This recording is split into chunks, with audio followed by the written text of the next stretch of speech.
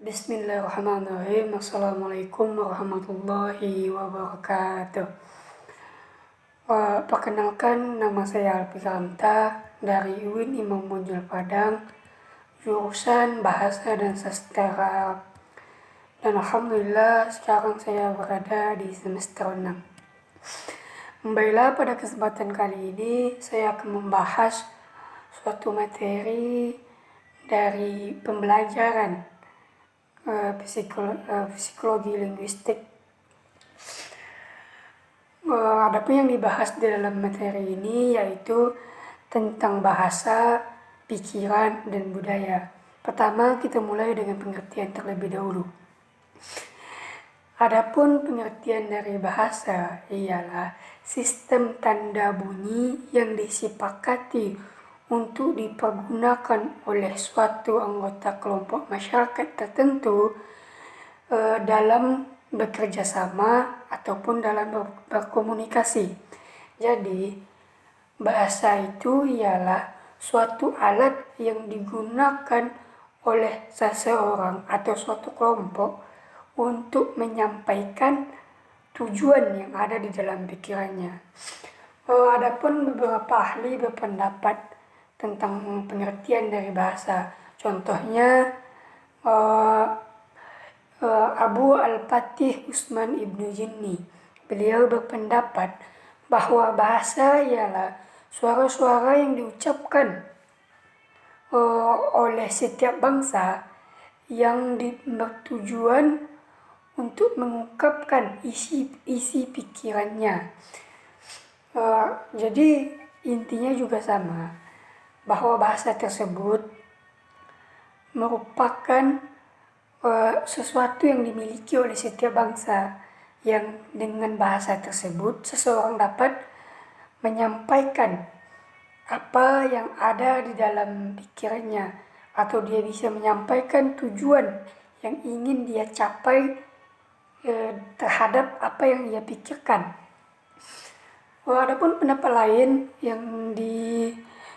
yang dikemukakan oleh Al-Khulli, beliau berpendapat bahwa bahasa itu adalah sistem suara yang terdiri atas simbol-simbol yang digunakan oleh suatu kelompok atau digunakan oleh seseorang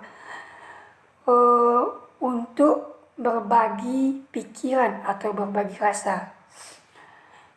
Jadi dari pengertian para ahli tersebut dapat kita simpulkan bahwa bahasa itu merupakan cara atau metode yang dimiliki oleh setiap orang untuk menyampaikan tujuannya, yaitu dengan melalui bahasa. Adapun yang dalam materi ini yaitu membahas tentang pikiran. Pikiran itu secara ringkasnya merupakan suatu gagasan atau suatu proses mental di mana pikiran itu melibatkan otak yang berfungsi untuk menerima informasi atau memberikan informasi. Jadi pikiran itu ialah suatu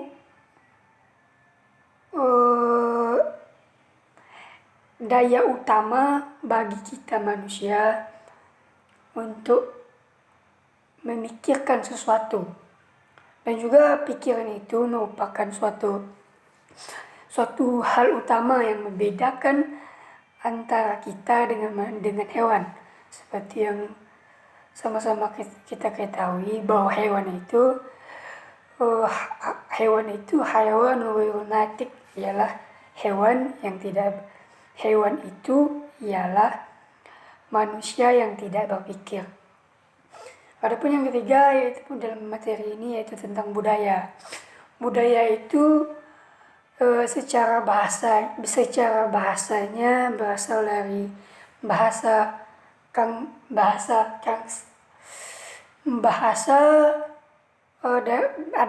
berasal dari bahasa Sankesta, yaitu budaya, yang berarti budi atau akal manusia, yang tentunya bersangkut pautan dengan perilaku dan tingkah manusia. Adapun para ahli yang merumuskan tentang budaya, yaitu yang dikemukakan oleh Edward Brunner Taylor.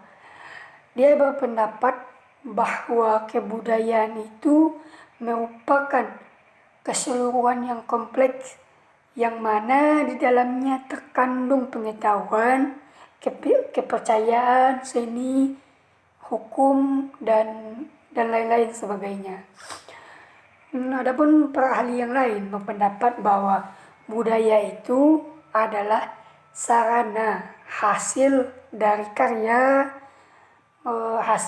suatu karya atau hasil dari rasa kebersamaan, atau bisa juga disebutkan budaya itu merupakan ciptaan dari suatu kelompok atau suatu masyarakat. Adapun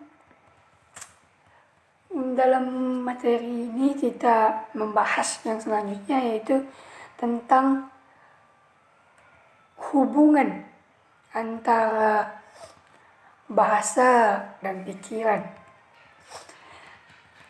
Adapun ada sebagian orang yang berpendapat bahwa berpikir itu tidak perlu tanpa bahasa. Artinya dia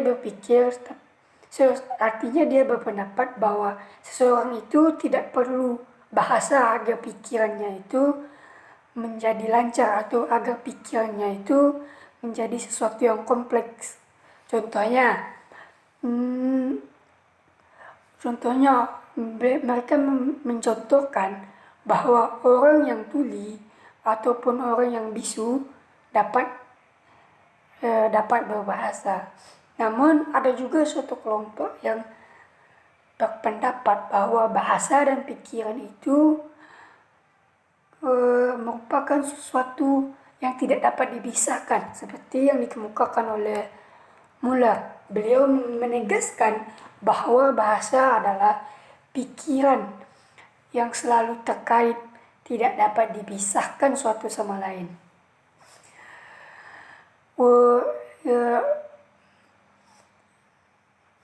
Jadi Muller ini berpendapat bahwa ada saling ketergantungan antara bahasa dan pikiran, atau sebaliknya. Artinya ada ketergantungan pemikiran manusia terhadap bahasa. Jika manusia tidak memiliki bahasa, Muller berpendapat bahwa itu tidak akan menjadi sesuatu yang kompleks.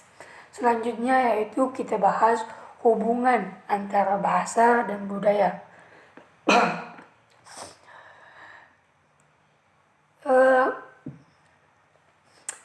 Budaya dan bahasa itu merupakan dua hal yang saling melengket, sama halnya dengan bahasa dan pikiran. Jadi budaya itu bisa diibaratkan hasil daripada bahasa manusia yang telah dikompromikan, yang telah dimusyawarahkan bersama.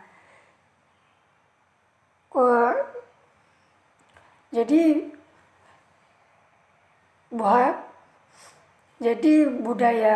bahasa dan budaya itu suatu sistem yang mengatur interaksi manusia dalam masyarakat. Sementara hubungan yang pasti antara bahasa dan kebudayaan itu bahwa keduanya saling berkaitan, keduanya saling membutuhkan. Agar seseorang mendapatkan suatu kebudayaan, tentunya dia terlebih dahulu harus mendapatkan suatu bahasa. Jika suatu bahasa itu telah didapatkan, maka dia barulah bisa menciptakan suatu kebudayaan. Mungkin hanya itu materi dari pembahasan saya kali ini. Terima kasih. Apabila ada kesalahan, saya mohon dimaafkan. Assalamualaikum warahmatullahi wabarakatuh.